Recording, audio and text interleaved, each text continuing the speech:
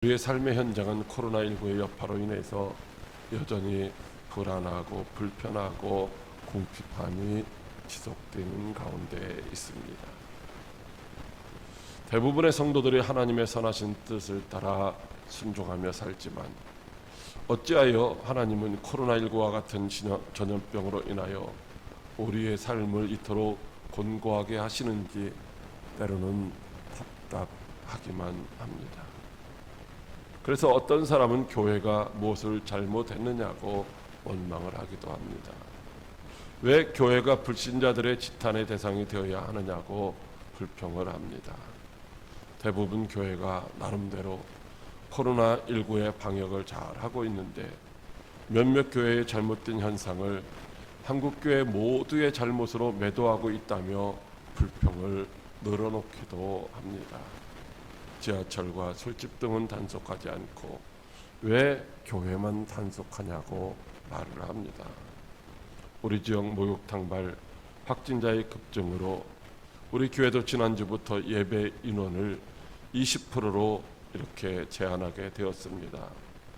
그래서 잘못은 마스크를 안 쓰고 다닥다닥 붙어 있었던 목욕탕이 해놓고 왜 방역 수칙을 잘 지키고 있는 교회가 예배 드리는 것을 단속하느냐고 불평하는 사람들이 있습니다.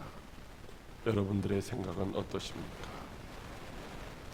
오늘 본문의 말씀에 속한 시편 73편은 다윗 시대 군대 악장이었던 아삽의 시입니다. 아삽은 본문 1절을 통해서 하나님이 참으로 이스라엘 중 마음이 정결한 자에게 선을 행하시는 분이라고 그렇게 신앙 고백을 하고 있습니다. 하나님을 믿고 하나님을 의지하며 말씀 따라 살아가는 사람들에게 하나님은 이제 선을 베풀어 주시는 분이시다 라고 고백을 하고 있는 것이죠. 그런데 하나님이 하늘을 바라보고 있었던 아삽은 나는 거의 넘어질 뻔하였고 나의 걸음이 미끄러질 뻔하였으니 이는 내가 악인의 형통함을 보고 오만한 자를 질투하였음이라고 그렇게 고백을 하고 있습니다. 하나님을 잘 믿고 있는 의인인 나는 종일 재난을 당하며 아침마다 징벌을 받는데 악인들은 죽을 때도 고통이 없는 것 같고 오히려 그 힘이 강건하며 사람들이 당하는 고난이나 재앙이 그들에는 없는 것 같습니다. 그들은 항상 편안하고 오히려 재물은 더욱더 불어나는 것 같은 그런 현상들이 도대체 어떻게 되는 일이냐며 하나님을 향하여 원망하고 있습니다. 하나님이 다스리시는데 왜 악인이 형통하고 의인은 고난당하느냐며 이해할 수 없다는 것입니다. 여기 아삽의 원망과 불평이 혹시 저와 여러분의 생각은 아니신지요? 그런데 아삽은 하나님의 성소에 들어가서 악인들의 종말을 깨닫게 되었습니다. 자신이 이성이 없는 짐승처럼 하나님의 뜻에 우매하고 무지할 때는 그래서 원망을 하고 불평을 했었지만 그럼에도 하나님이 나의 오른손을 붙잡아 주셔서 나로 하여금 하나님을 완전히 떠나지 않고 하나님 곁에 항상 함께 있게 해 주셨다라는 그런 신앙 고백을 하고 있는 것입니다. 오늘날 고난의 현장에서 때로는 낙심하고 절망하며 원망하는 우리들도 오늘 예배 중에 우리를 향하신 하나님의 선하시고 기뻐하시고 온전하신 뜻이 무엇인지를 분별하고 그리하여서 아삽처럼 이제 하나님 앞에 신앙 고백할 수 있기를 주님의 이름으로 축복합니다. 그렇다면 아삽이 깨달은 하나님은 도대체 어떤 분이실까요? 첫째로 나를 인도하고 영접하시는 분이라고 하십니다. 시편 73편 24절 말씀입니다. 주의 교훈으로 나를 인도하시고 후에는 영광으로 나를 영접하시리니. 아멘. 시인은 하나님을 믿고 따라가는 자신이 겪는 그 실패와 궁핍과 고난 중에서 하나님을 멀리하는 악인들이 오히려 형통하고 오히려 부유하고 오히려 평안한 삶을 사는 것을 보면서 낙심하고 불평을 하였습니다.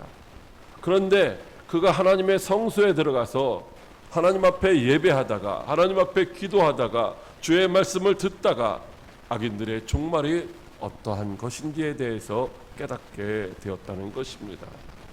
그것은 주께서 참으로 그들 즉 악인들을 미끄러운 곳에 두시며 파멸에 던지시는 것이었습니다. 그래서 그들이 어찌하여 갑자기 황폐되었는가 놀랄 정도로 순식간에 다 전멸돼서 진멸돼서 남는 자가 없다는 것입니다. 악인의 형통함은 꿈같은 허무한 것으로서 하나님이 반드시 심판하게 된다는 것이었습니다. 하나님이 악인을 향하신 이러한 뜻을 알기 전에 자신의 마음은 이제 산란했다는 것입니다. 의인은 고난을 당하고 악인은 형통한 이 현실 앞에서 하나님은 도대체 아무것도 하시지 않는 것 같고 하나님은 아무것도 도와주시지 않는 것 같은 그런 상황 속에서 근심과 걱정으로 마음이 이제 갈피를 잡지 못하고 갈대와 같이 흔들렸다는 것입니다. 하나님의 공의, 즉 하나님은 저런 원수 같은 악인들, 우리를 핍박하고 박해하는 저들을 왜 내버려 두시는가 하면서 이제 그 원수에게 그 하나님의 공의가 실어지지 않는 것에 대한 목마름, 그런 것 때문에 극심한 가슴 아리를 했다는 것입니다. 그런데 하나님이 자신의 오른손을 꽉 붙잡고 계신 것을 알게 되었습니다. 하나님이 권능의 손으로 자신을 붙잡고 계셨기 때문에 그가 넘어질 수밖에 없는 상황 속에서도 넘어지지 않았던 것을 알게 되었습니다. 종일 재앙을 당하는 고난의 현장에서도 비록 때로는 원망도 하고 불평도 했지만은 끝까지 하나님을 배반하지 아니할 수 있었던 것은 하나님이 함께 하시며 하나님이 붙잡아 주시는 은혜가 있었기 때문에 가능했었다는 사실을 깨닫게 되었던 것입니다. 그것은 그가 살아가는 동안 이제 하나님이 인도하시는 은혜였습니다. 하나님의 말씀으로 교훈을 주시며 자신의 삶을 이제 바른 길로, 진리의 길로, 생명의 길로, 승리의 길로, 천국 가는 길로 안내해 주시는 그런 은혜가 있었던 것입니다. 절망의 순간에도 포기하지 않도록 위로하시며 능한 손으로 이끌어 주시고 계셨던 것입니다.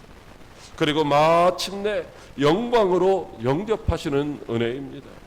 비록 지금은 이 땅에서 환난과 고난을 당하며 슬퍼하지만 마침내 영광스러운 천국에 이르러 영광의 면류관을 받았을 것이라는 그런 확신을 주시는 은혜가 그에게 주어졌던 것입니다. 시편 23편에서 다윗은 마치 자신이 사망의 음침한 골짜기를 다니는 것 같다라고 그렇게 고백을 하고 있습니다. 그럼에도 불구하고 그가 두려워하지 않는 것은 주께서 그와 함께 하셨기 때문이며 주의 지팡이와 막대기가 그를 안위하셨기 때문이라고 그렇게 고백을 하고 있습니다. 그렇기 때문에 여호와가 나에게 목자가 되셔서 나를 푸른 풀밭에 누이시며 쉴 만한 물가로 인도하시기 때문에 나는 조금도 부족함이 없노라고 고백하며 나는 여호와의 집에서 영원히 살겠다라고 고백을 하고 있는 것을 보게 됩니다. 사랑하는 광역교회 성도 여러분, 우리가 하나님의 뜻을 알기 전에는 우리가 당하는 현실 앞에서 우리가 겪어야 하는 고난과 어려움 앞에서 하나님을 원망하며 불평할 수밖에 없을 것입니다.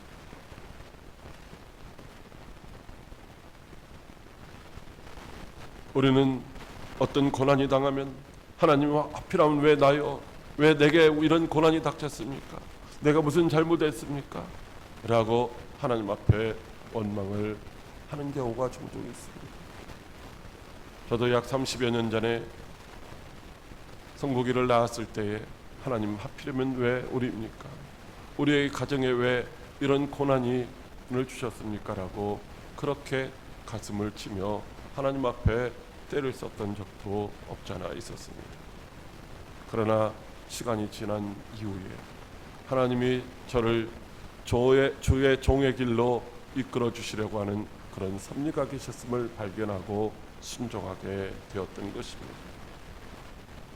이처럼 우리를 향하신 하나님의 선하시고 온전하시고 기뻐하시는 뜻을 알게 되면 근심과 걱정과 염려와 두려움에서 벗어나게 되고 이제 온전히 하나님을 신뢰함으로 오히려 하나님이 주시는 참된 평안과 기쁨과 만족을 누릴 수가 있는 줄로 믿으시기 바랍니다.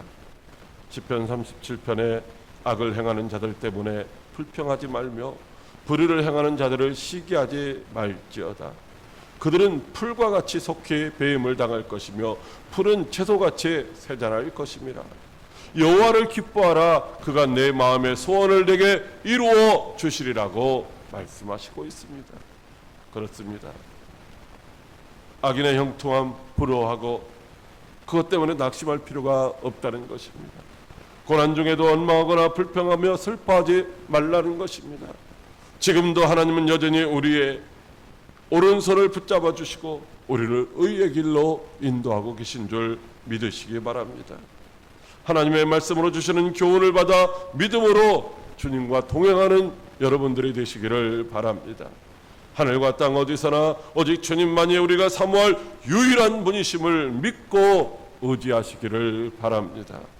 죄악된 세상 속에서도 믿음으로 하나님과 동행했던 에녹을 하나님이 천국으로 데려가셨던 것처럼 우상을 섬기며 악을 자행하던 이스라엘 가운데서도 믿음의 선한 싸움을 싸우던 엘리야를 불수레와 불말로 영접해 주셨던 것처럼 오늘도 하나님을 신뢰하고 말씀을 따라 믿음으로 사는 저와 여러분들을 영광의 나라로 반드시 영접해 주실 줄로 믿으시기 바랍니다. 둘째로 하나님만이 나의 반석이시며 분깃이라고 하십니다. 시편 73편 26절에 내 육체와 마음은 쇠약하나 하나님은 내 마음의 반석이요 영원한 분깃이라고 말씀하시고 있습니다. 이 세상에서 주와 복음을 외워 믿음으로 살아가는 사람들, 이 땅에서 평안을 누리고 안식을 누리고 행복하게 그렇게 살아갈 수만은 없는 것입니다. 왜냐하면 주를 위하여 존재하는 우리는 모든 것을 다하여 주를 위해 살아가야 하기 때문인 것입니다. 주님과 동행하는 그 길은 주님이 맡기신 십자가를 짊어지고 가야 하는 험난한 길이기 때문입니다. 예수님 생전에 예수님을 따르던 제자들 중에 예수님이 예루살렘에서 왕이 되시면 하나는 우편에 하나는 좌편에 앉게 해달라며 서로 그 자리를 차지하기를 위하여 다투었던 분을 냈던 제자들도 이제 예수님의 십자가 짊어지시고 죽으시고 다시 살아나신 이후에 하늘로 승천하시며 약속하신 성령을 보내주셨을 때 성령으로 충만했었던 제자들은 그때부터는 자신이 더 높은 자리, 이 세상에서 행복한 자리, 성공하는 자리를 바라는 것이 아니라 오히려 주님이 맡겨주신 그 십자가를 짊어지고 선교의 발걸음을 이제 걸어갔던 것을 보게 됩니다. 복음을 들고 믿음으로 달려가는 그 길은 고난을 당하기도 하고 넘어지기도 하는 자리인 것입니다. 그러나 우리 스스로는 감당할 수도 해결할 수도 없는 그런 우리는 연약한 존재이기 때문에 그래서 때로는 낙심하고 실족하여 원망하며 불평하기도 합니다. 그런데